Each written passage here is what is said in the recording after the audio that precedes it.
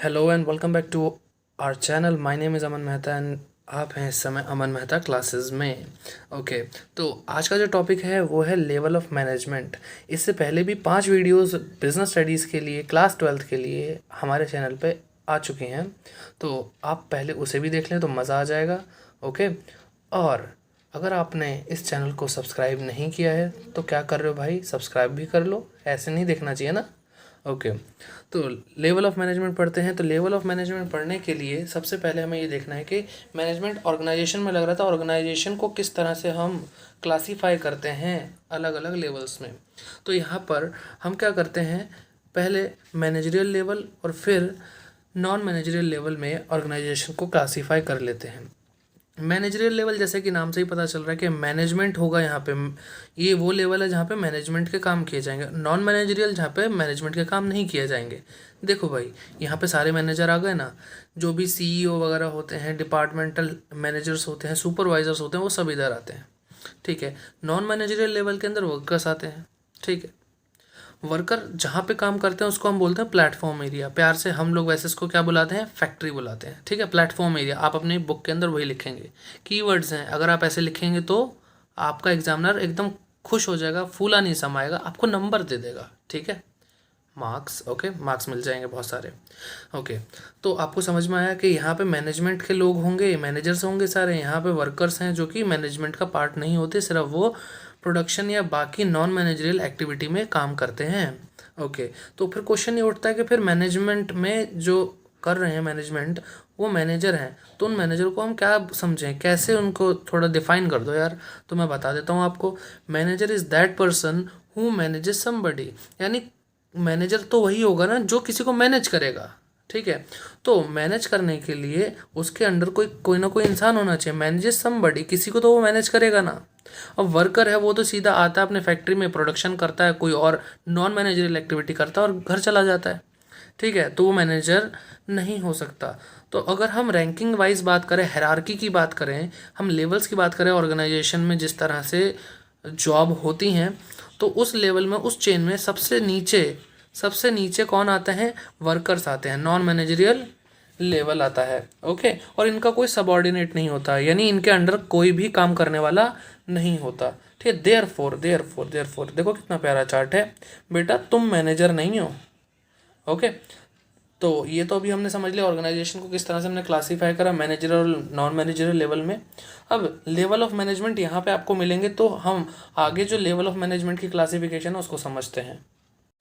तो आइए अब हम देखते हैं लेवल ऑफ मैनेजमेंट। हमें यहाँ पर 3 लेवल दिखाई दे रहे हैं। पहला है टॉप लेवल मैनेजमेंट, दूसरा है मिडिल लेवल मैनेजमेंट और third one is lower level management. तो हमें क्या करना है, यहाँ पर हमें हर लेवल ऑफ मैनेजमेंट में 2 बातें ध्यान रखनी है। पहला कि यहाँ पे कौन से मैनेजर्स इंक्लूड होंगे और हर लेवल का कौन सा फंक्शन, कौन कौन से फंक्शन वो परफॉर्म करते हैं। तो शुरू करते हैं टॉप लेवल मैनेजमेंट से। ओके, तो यहाँ पे इंक्लूड होते हैं board of directors and CEO. ठीक है, बोर्ड ऑफ डायरेक्टर यानी बीओडी और सीईओ मतलब चीफ एग्जीक्यूटिव ऑफिसर्स। ओके, अच्छा जी, अब यहाँ पे मैं आपको बताऊँ, सीईओ जो होते हैं उनको हम और भी कई नाम से जान सकते हैं, जैसे कि जनरल मैनेजर, मैनेजिंग डायरेक्टर या प्रेसिडेंट। अच्छा, और ये ज़रूरी नहीं कि एक कंपनी में सिर्फ एक ही सीईओ हो। ऐसा हो सकता है कि एक कंपनी के अंदर, एक ऑर्गेनाइजेशन के अंदर एक सीईओ हो या फिर कमेटी भी हो सकती है सीईओज की। ओके, अच्छा, अब यहाँ पे नाम से ही आपको पता चल रहा है कि ये टॉप लेवल मैनेजमेंट है, तो इनके पास सबसे ज़्यादा पावर और अथॉरिटी होगी किसी भी काम को ऑर्गेनाइजेशन में करने की। हाँ जी, तो यहाँ पे देखिए लिखा भी है, possesses all the management authorities. जितनी भी मैनेजमेंट की अथॉरिटी यानी अधिकार होते हैं वो सब इनके पास होते हैं। ठीक है, इस वजह से ये अकाउंटेबल टू ओनर्स हो जाते हैं, यानी जो भी ऑर्गेनाइजेशन के मालिक होते हैं उनके लिए ये जवाबदेह यानी जिम्मेदार हो जाते हैं कि अगर जो भी रिजल्ट निकल के आता है उसके लिए जो भी जिम्मेदार होगा वो कौन होगा, टॉप लेवल मैनेजमेंट होगा। हाँ जी, तो यहाँ तक आपको बात समझ में आई। अब इनके फंक्शंस को देखते हैं। फंक्शन क्या है, फंक्शन इनका देखो, डिटरमाइनिंग ओ पी ए। ठीक है, ये 3 पॉइंट है, मैंने आपको शॉर्ट में समझाने के लिए ये बताया है। डिटरमाइनिंग ओ क्या है, ऑब्जेक्टिव, यानी एक ऑर्गेनाइजेशन का ऑब्जेक्टिव क्या रहने वाला है वो डिसाइड करता कौन है, वो डिसाइड करता है टॉप लेवल मैनेजमेंट। हाँ जी, वो डिसाइड करता है टॉप लेवल मैनेजमेंट। जैसे कि मैं आपको एग्जांपल देता हूँ कि इस बार टॉप लेवल मैनेजमेंट ने सोचा है कि हमारी जो सेल होगी वो 1 लाख करोड़ होनी चाहिए। ठीक है, तो ये क्या है, ये एक साल का, एक अकाउंटिंग ईयर का ऑब्जेक्टिव है हमारा। ठीक है, ये डिसाइड करने की पावर किसके पास है, टॉप लेवल मैनेजमेंट के पास है।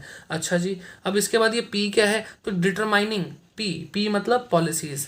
तो टॉप लेवल मैनेजमेंट पॉलिसीज को भी डिटरमाइन करता है कि जैसे जो भी हमने ऑब्जेक्टिव सोचा है उसको अचीव करने के लिए हमारी पॉलिसीज क्या रहने वाली हैं। ठीक है, जैसे अगर हमने बोला है कि 1 लाख करोड़ से ज़्यादा का हमारी सेल होनी चाहिए, तो उसकी पॉलिसी क्या रहेंगी कि हमें इसको क्रेडिट पे बेचना है, जितनी भी सेल करनी है वो क्रेडिट पे होनी चाहिए भी, या फिर कैश में सिर्फ होनी चाहिए।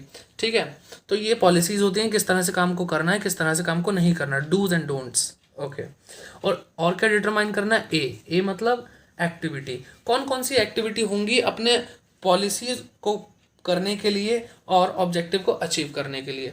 तो ऐसा हो सकता है जो भी हमें सेल करना है उससे पहले हमें एडवर्टाइजमेंट करनी हो, हमें परचेजेस करने हो, हमें मार्केट में रिसर्च करनी हो, तो ये सब क्या है, एक्टिविटीज़ है। ये भी डिसाइड करने वाला कौन होता है, ये होते हैं टॉप लेवल मैनेजमेंट के लोग। ओके, अब ये 3 तो हमने पॉइंट पढ़ लिए, अब बाकी के 3 पॉइंट क्या हैं वो देखते हैं। असेंबलिंग रिसोर्सेज, जो भी हमारी एक्टिविटीज़ है उनको करने के लिए हमें क्या क्या रिसोर्सेज चाहिए होंगे, वो इकट्ठा करने का काम भी किसका होता है, टॉप लेवल मैनेजमेंट का होता है। कंट्रोलिंग द वर्क परफॉर्मेंस, और जो भी अब काम होगा उसको कंट्रोल करने के लिए भी टॉप लेवल मैनेजमेंट के पास अधिकार होता है, तो वो फंक्शन भी टॉप लेवल मैनेजमेंट परफॉर्म करता है।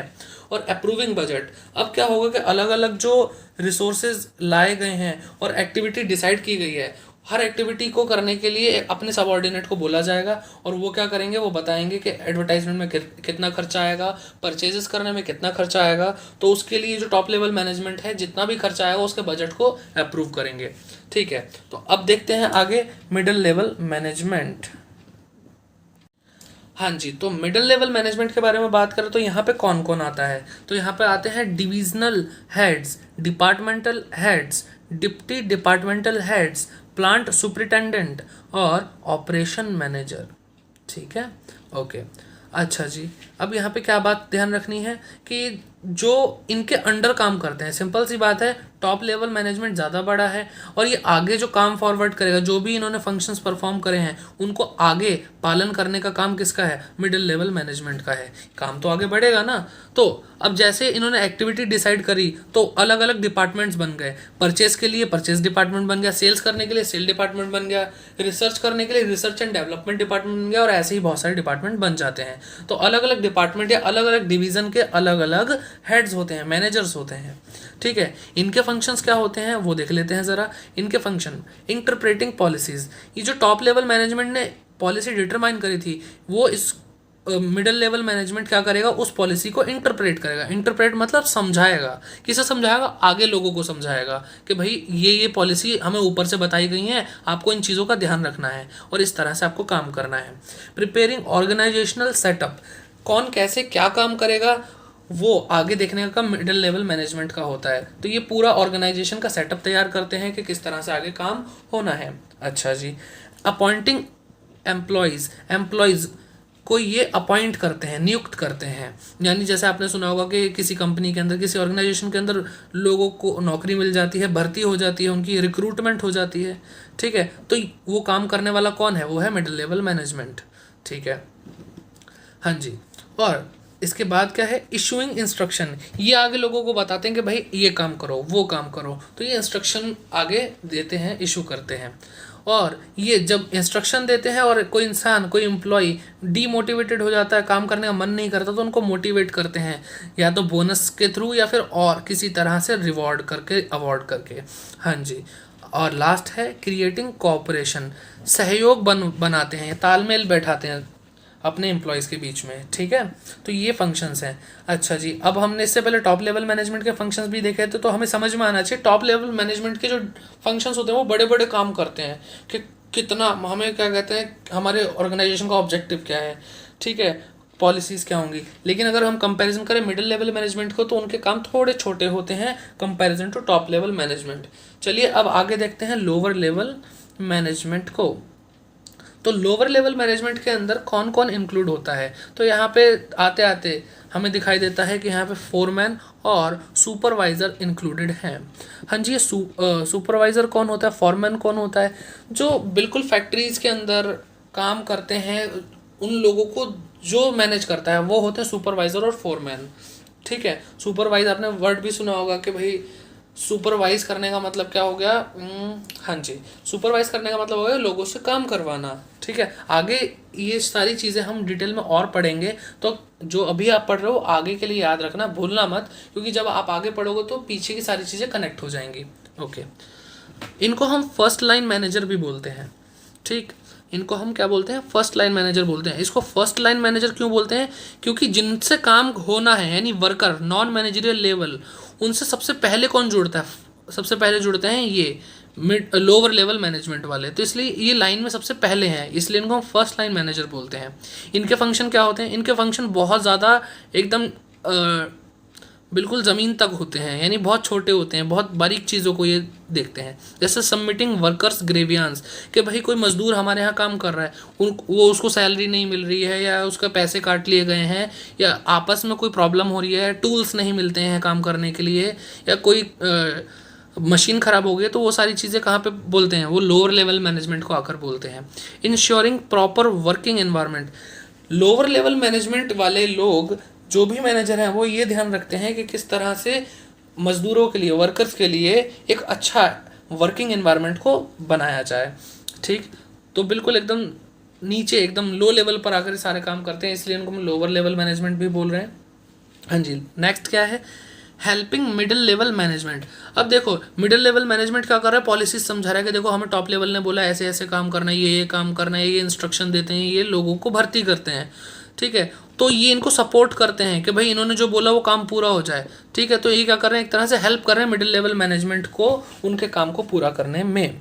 हाँ जी, अब फिर क्या है, इनवाइटिंग सजेशन, ये सजेशन देते हैं कि आप मिडिल लेवल मैनेजमेंट को सजेशन देते हैं कि हम ज़्यादा जुड़े रहते हैं वर्कर्स के साथ, हमें पता उनकी क्या प्रॉब्लम है, उनको कैसे खुश रखना है, उनसे काम कैसे निकलवाना है, तो ये इंस्ट्रक्शन, ये सजेशन देते हैं और वो अपने इंस्ट्रक्शन और अपनी फंक्शंस के अंदर चेंजेस लाकर और बेटर तरीके से मैनेज कर पाते हैं।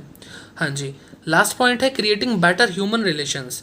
अब सबसे ज़्यादा अगर हम देखें तो जैसे जैसे सबसे नीचे लेवल पे हम होते हैं तो उतने ज़्यादा वर्कर्स होते हैं, उतने ज़्यादा मैनेजर्स होते हैं। जैसे जैसे हम ऊपर आते हैं वैसे वैसे मैनेजर्स और एम्प्लॉयज़ की जो संख्या है वो कम हो जाती है। टॉप लेवल मैनेजमेंट में बहुत कम लोग होते हैं, लेकिन उससे ज़्यादा लोग मिडिल लेवल मैनेजमेंट में होते हैं, और मिडिल लेवल से ज़्यादा लोअर लेवल मैनेजमेंट में होते हैं, और उससे भी ज़्यादा वर्कर्स यानी नॉन मैनेजरियल लेवल पर होते हैं। ठीक है, तो सबसे ज़्यादा कहाँ पे होते हैं, नॉन मैनेजरियल लेवल पर, और उनको मैनेज करते हैं लोअर लेवल मैनेजमेंट वाले। हाँ जी, तो यहाँ पे ह्यूमन रिलेशन सबसे ज़्यादा ज़रूरी वहाँ होता है जहाँ पे लोग ज़्यादा होते हैं, तो लोअर लेवल मैनेजमेंट को ह्यूमन रिलेशन को बहुत बेटर बनाना पड़ता है, क्योंकि इन्हीं को सबसे ज़्यादा लोगों से डील करना पड़ता है। हाँ जी, अब आपको मैं दिखाता हूँ, आपकी बुक के अंदर एक ऐसा डायग्राम सा बना होगा, देखो ये ऑर्गेनाइजेशन को एक हम ट्राइंगल, एक पिरामिड के शेप में समझने की कोशिश करते हैं। तो ऑर्गेनाइजेशन के अंदर क्या होता है, सबसे पहले तो नॉन मैनेजरियल लेवल होता है, इसके बाद ये सारे जो हैं वो क्या है, मैनेजरियल लेवल हैं। लोअर लेवल मैनेजमेंट यहाँ पे फॉरमैन और सुपरवाइज़र आ रहा है, मिडिल लेवल मैनेजमेंट यहाँ पे डिपार्टमेंटल हेड्स आ रहे हैं, और यहाँ पे टॉप लेवल मैनेजमेंट में board of director and CEO आ रहे हैं। हाँ जी, तो आई होप आपको यहाँ तक समझ में आया होगा। और एक बहुत प्यारी इंपॉर्टेंट चीज़ मैं आपको समझा देता हूँ, वो क्या है, वो ये है कि कई बार हम पढ़ते हैं और हमें पता ही नहीं होता पेपर में क्वेश्चन कैसे पूछ लिया, और हमें आता है लेकिन हमें पता ही नहीं कि अच्छा जी लोअर लेवल मैनेजमेंट को ये भी बोलते हैं। तो मैं आपको बता देता हूँ, लोअर लेवल मैनेजमेंट के कुछ और नाम हैं। लोअर लेवल मैनेजमेंट को हम सुपरवाइजरी लेवल भी बोलते हैं, क्योंकि यहाँ पे सुपरवाइजर्स काम करते हैं। मैं लिख देता हूँ, सुपरवाइजरी लेवल। हाँ जी, और क्या बोलते हैं, ऑपरेशनल मैनेजमेंट, यानी जो सारे ऑपरेशंस होते हैं यानी काम होते हैं वो यहीं पे होते हैं, तो ऑपरेशनल मैनेजमेंट भी हम बोलते हैं।